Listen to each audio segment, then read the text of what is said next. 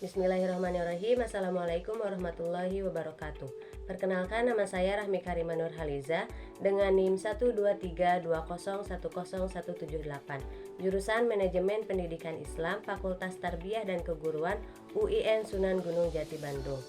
Saya di sini akan mempresentasikan tentang pengertian dan ruang lingkup pendidikan, mata kuliah Ilmu Pendidikan Islam yang diampu oleh Ibu Dr. Syamiyah SPDI MAG. Oke teman-teman, selanjutnya kita langsung saja ke pembahasan pertama. Di sini ada definisi pendidikan. Nah, definisi pendidikan ini ada dua, ada secara etimologis dan terminologis. Nah, secara etimologis, pendidikan berasal dari kata educare, bahasa Latin yang berarti mengarahkan atau memimpin keluar. Nah, selanjutnya ada pendidikan menurut terminologis. Nah, pendidikan menurut terminologis ini ada dua. Yang pertama, menurut Ki Hajar Dewantara. Menurut Ki Hajar Dewantara, pendidikan adalah suatu proses pembudayaan yang mencakup seluruh aspek kehidupan. Nah, yang kedua ada pendidikan menurut UNESCO. Menurut UNESCO, pendidikan adalah proses yang berlangsung seumur hidup dengan bertujuan untuk mengembangkan potensi manusia secara penuh. Baik, kita lanjut ke materi selanjutnya, yaitu tentang tujuan pendidikan. Nah, tujuan pendidikan kita bisa lihat sendiri di sini ya. Kurang lebih ada 4. Yang pertama ada pengembangan pribadi, yang kedua ada sosialisasi, yang ketiga ada ekonomi, dan yang keempat ada budaya. Nah, yang pertama ada pengembangan pribadi. Pengembangan pribadi sendiri memiliki tujuan untuk mengembangkan potensi individu secara maksimal. Yang kedua ada sosialisasi. Sosialisasi bertujuan untuk membantu individu agar dapat berperan aktif dalam lingkungan masyarakat. Nah, yang ketiga ada ekonomi. Ekonomi sendiri bertujuan untuk mengembangkan individu dengan keterampilan yang dibutuhkan di dunia kerja. Nah, yang keempat ada budaya. Budaya bertujuan untuk mengembangkan dan melestarikan nilai-nilai budaya yang ada di lingkungan masyarakat. Oke, kita next ke materi selanjutnya, yaitu komponen pendidikan. Nah, komponen pendidikan ini mencakup pendidik, peserta didik, kurikulum, dan sarana prasarana. Yang pertama itu ada pendidik. Nah, yang termasuk pendidik itu seperti guru, dosen, atau pelatih. Nah, yang kedua itu ada peserta didik. Yang termasuk peserta didik itu ada siswa, mahasiswa, atau peserta pelatihan. Nah, yang ketiga ini ada kurikulum. Kurikulum itu mencakup program atau rencana belajar. Nah, yang terakhir itu ada sarana prasarana. Sarana prasarana mencakup fasilitas fisik, fasilitas non fisik yang mendukung akan berlangsungnya sebuah lembaga pendidikan atau proses pendidikan. Nah, selanjutnya kita masuk ke materi ruang lingkup pendidikan. Ruang lingkup pendidikan itu mencakup pendidikan formal, pendidikan non formal, dan pendidikan informal. Nah, yang pertama ada pendidikan formal. Pendidikan formal itu dilaksanakan di sekolah atau institusi pendidikan resmi seperti SD, SMP, SMA, dan universitas. Nah, yang kedua ada pendidikan non formal. Pendidikan non formal biasanya dilaksanakan di luar sistem pendidikan formal, seperti kursus atau pelatihan atau bimbingan belajar dan lain sebagainya.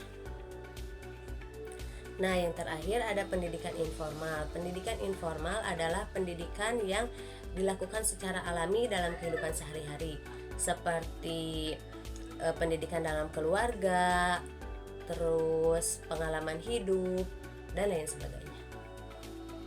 Oke, lanjut ke materi selanjutnya, yaitu tingkat pendidikan. Nah, tingkat pendidikan ini ada 4 ya. Yang pertama pendidikan anak usia dini, yang kedua pendidikan dasar, yang ketiga pendidikan menengah, dan yang keempat ada pendidikan tinggi. Nah, yang pertama ada pendidikan anak usia dini. Di pendidikan ini bertujuan untuk mengembangkan kemampuan dasar anak. Nah, pada pendidikan ini, guru memberikan arah yang sesuai dengan usia perkembangan anak pada semua aspek perkembangan anak, seperti nilai agama, moral, fisik motorik, emosi sosial, bahasa, dan kognitif. Nah, yang kedua ada pendidikan dasar. Yang termasuk pendidikan dasar ini ada SD atau MI, terus ada SMP atau MTS. Nah, yang ketiga ada pendidikan menengah. Yang termasuk pendidikan menengah itu seperti SMA dan SMK. Yang terakhir ada pendidikan tinggi. Yang termasuk pendidikan tinggi ada diploma, sarjana, magister, dan juga doktor. Oke, lanjut ke materi selanjutnya, yaitu tentang aspek penting dalam pendidikan. Yang pertama ada kualitas pendidikan.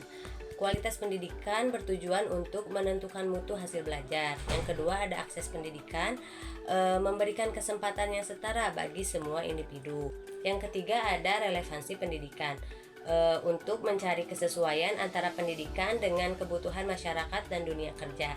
Dan yang keempat ada keadilan pendidikan untuk memberikan kesetaraan kesempatan bagi semua orang. Oke, lanjut ke materi selanjutnya, yaitu tentang tantangan dalam pendidikan. Nah, dalam pendidikan ada beberapa tantangan ya. Yang pertama ada kesenjangan akses, perbedaan kesempatan antara daerah perkotaan dan pedesaan.